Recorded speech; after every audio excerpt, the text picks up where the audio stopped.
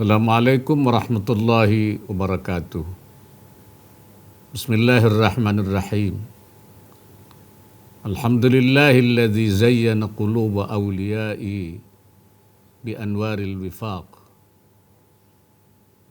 wa saqa asrara ahbabihi syaraban ladzidal mithaq ladzidal madhaq wa alzama hayatahum bi akramil akhlaq. Allahumma salli ala sayyidina Muhammadin al-Fatih lima ughliq wal khatam lima sabaq nasiril haqq bil haqq wal hadi ila siratikal mustaqim wa ala alihi haqqa qadrihi wa bimiqdarihi al-azim.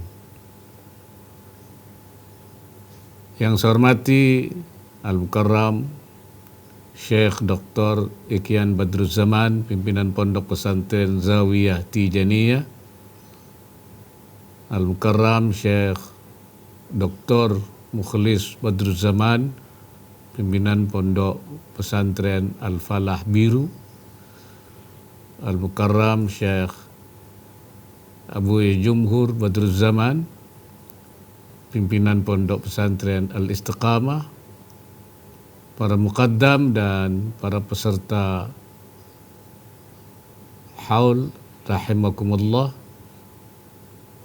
Puji syukur malah kita panjatkan kehadirat Allah Subhanahu wa taala yang telah melimpahkan rahmat, taufik, hidayah serta inayahnya kepada kita semua sehingga pada hari ini kita dapat melaksanakan peringatan haul, yaitu sebuah acara tahunan untuk mendoakan, mengenang dan meneladani perilaku seorang yang sudah wafat.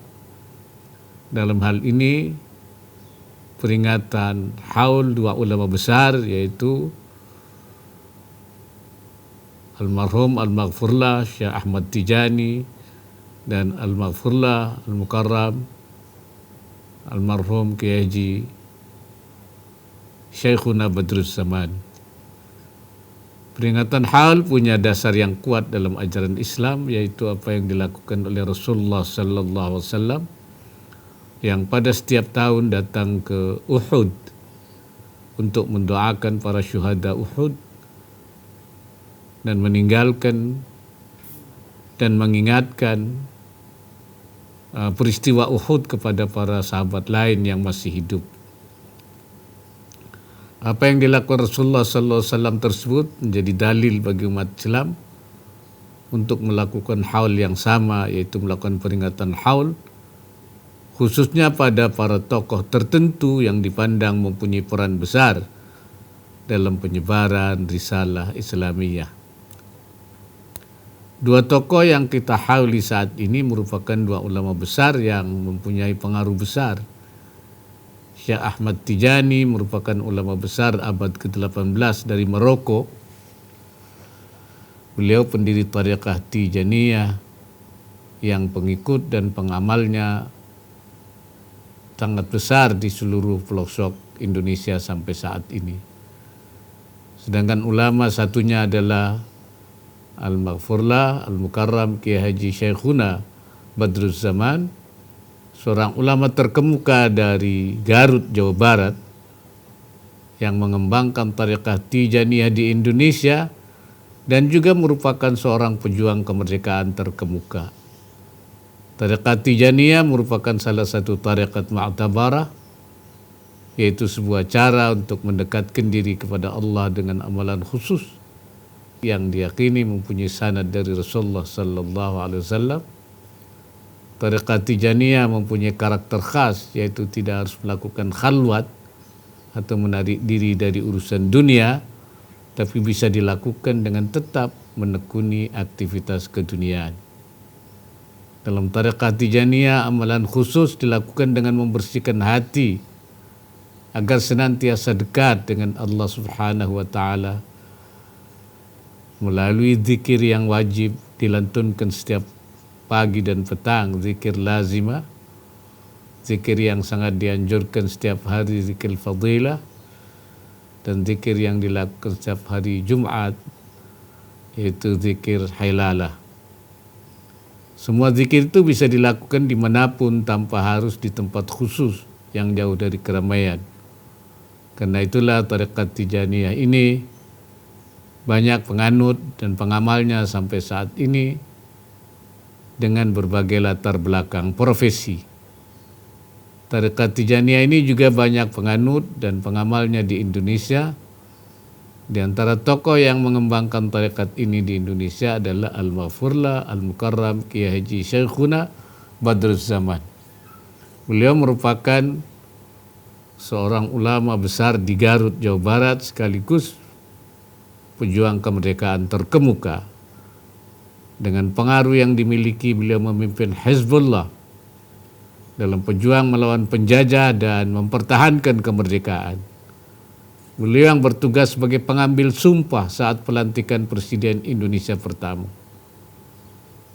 Sebagai umumnya para ulama di Indonesia menjadi epicentrum perlawanan terhadap kaum penjajah, Al-Maghfurlah Al-Mukarram Kiai Haji Syekhuna Badruz Zaman juga melakukan hal yang serupa.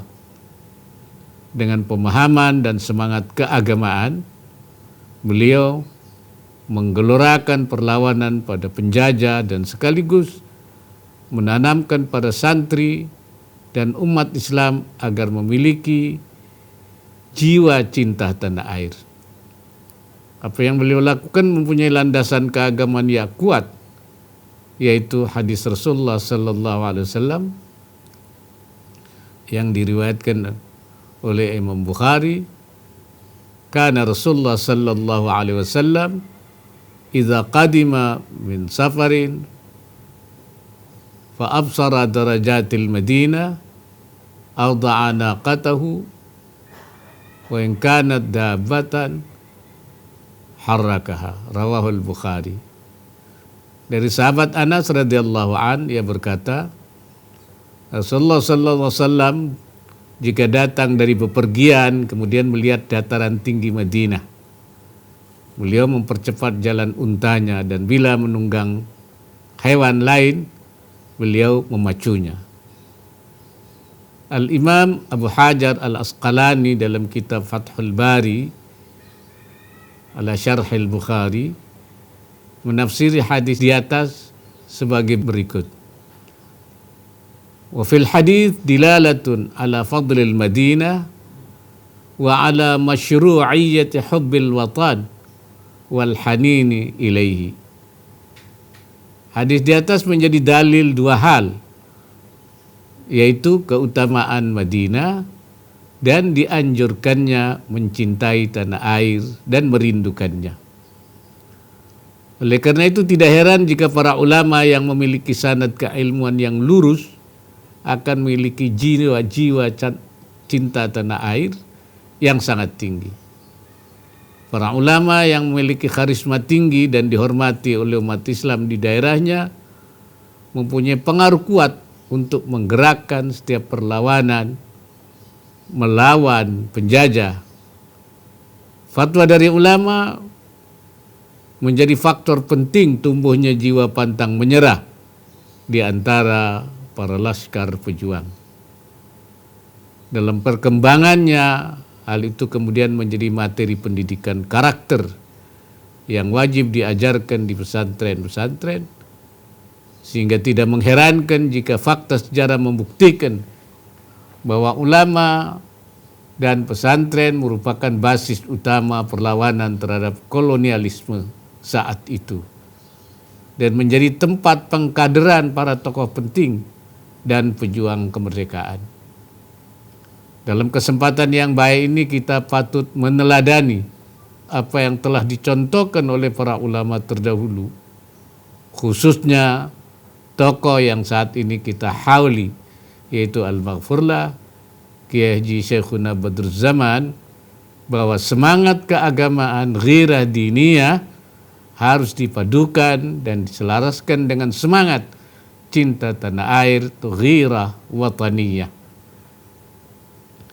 Dengan keyakinan seperti itu akan tumbuh rasa memiliki yang besar terhadap bangsa dan negara ini, yang kemudian akan menguatkan tekad untuk mempertahankan, membela, berkontribusi dan ikut mewarnai bangsa dan negara tercinta ini. Dalam konteks saat ini, manifestasi ghirah diniyah dan ghirah wataniyah semestinya dicurahkan pada upaya mengisi kemerdekaan yang merupakan hasil perjuangan para pejuang kemerdekaan, termasuk Al-Maghfurlah, Al-Mukarram, Kiai Haji Syekhuna Badruzzaman, antara lain dengan membangun kesejahteraan, membebaskan keterbelakangan, kemiskinan, dan ketidakadilan. Untuk itu kita semua umat Islam, khususnya para santri, wajib mengambil bagian dan memberikan kontribusi sesuai kemampuan yang dimiliki. Hal ini merupakan manifestasi yang nyata dalam meneruskan perjuangan yang telah dirintis oleh para ulama pejuang terdahulu. Saya juga mengharapkan pesantren mengambil peran sentral dalam menggerakkan semangat cinta tanah air, di samping sebagai tempat mencetak al-mutafaqqihina fiddin.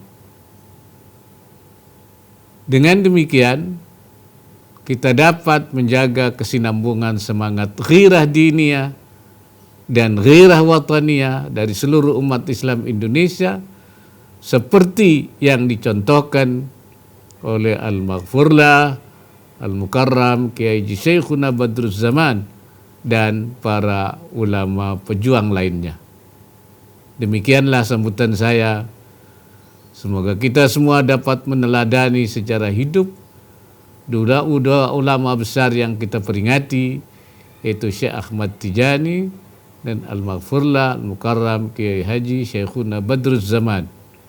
Semoga dengan amal kebaikan dan karamah yang dimiliki mereka berdua menyebabkan kita dianugerahi keselamatan hidup di dunia dan di akhirat kelak. Semoga kita sebagai bagian dari bangsa Indonesia dapat memberikan pengabdian terbaik pada bangsa dan negara tercinta ini. Demikian, terima kasih. Wallahul muwaffiq ila aqwamit thariq. Wassalamualaikum warahmatullahi wabarakatuh.